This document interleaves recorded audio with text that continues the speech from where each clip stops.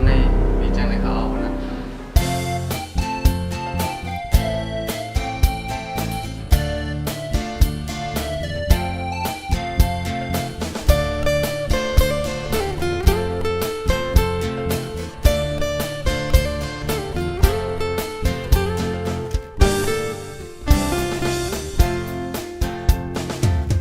ยังไกลหึงแต่ถึงหึงต่างเดิ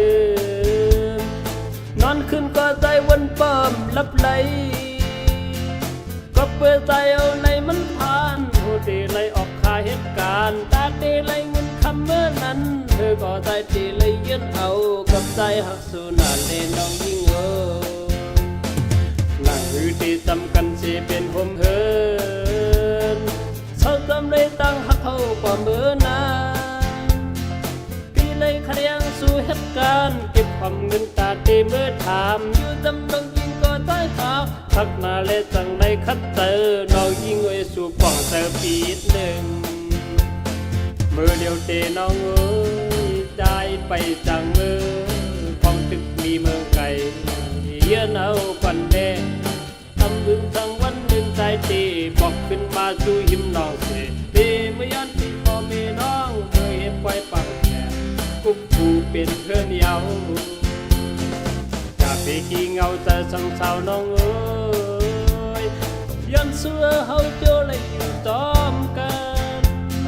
คนจังเดินเย่เฮาสู้หยิบจูมือกดแขนจำไปเนื้อชายจนตั้งหักเขาเละให้มันกึ่งต่อดูสปานหักเขาไล่เตรียมปันเฮาดูแล้ว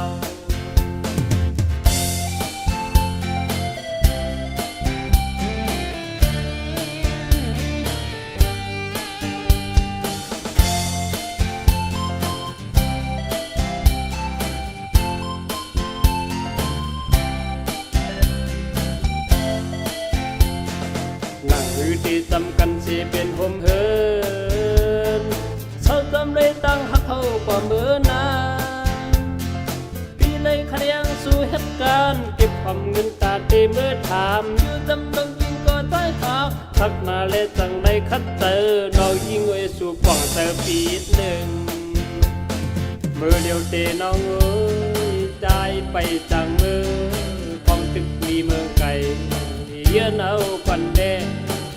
บึงทั้งวันหนึ่งใจตีบอกขึ้นมาสู่หิมน้องเสตีเมื่อยันที่พ่อแม่น้องเคยเห็นไว้ปังแก่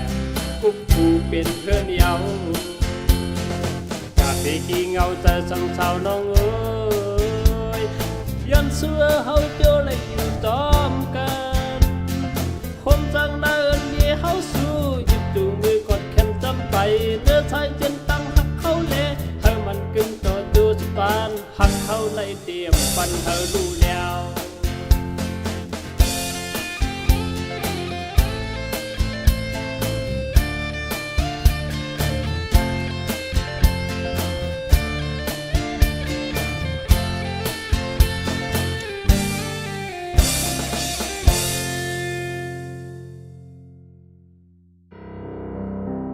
มีจังเลยเขาเอานะเราตั้งเป็นเจ้าแล้วเราบอกจะจ้องอยู่นี่นะการด้วยการให้ความดีมันยากพอด้วยถูกไปให้การใกล้เนี่ยจำกันมากเพราะเลยว่าคำทรงกับเดี๋ยวจริงประเด็นร้านทั้งเราคุณการ้านประเด็น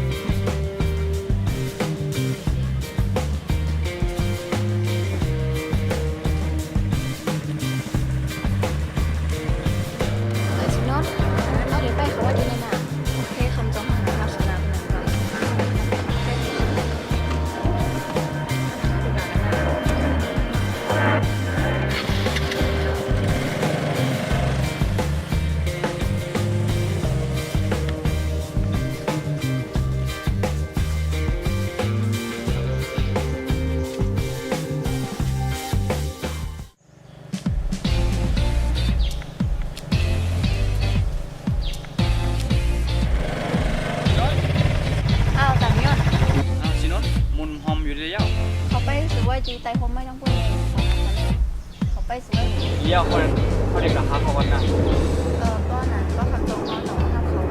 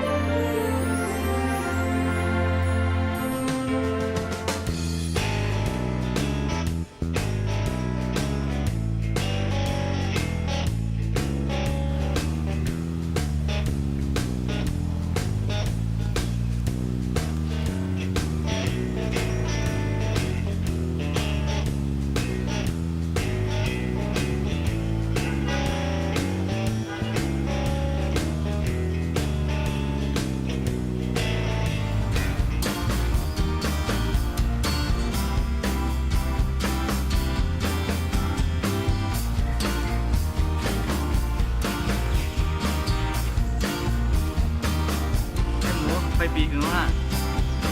ไอ้ยังไม่ร้องเลยไม่นั่นมั้ง ปีว่ามันปีหนึ่งปีถึงเจ้าเหตุการณ์มันโคตรเร่งตอนตัดเลยมาหาโมนี่นะ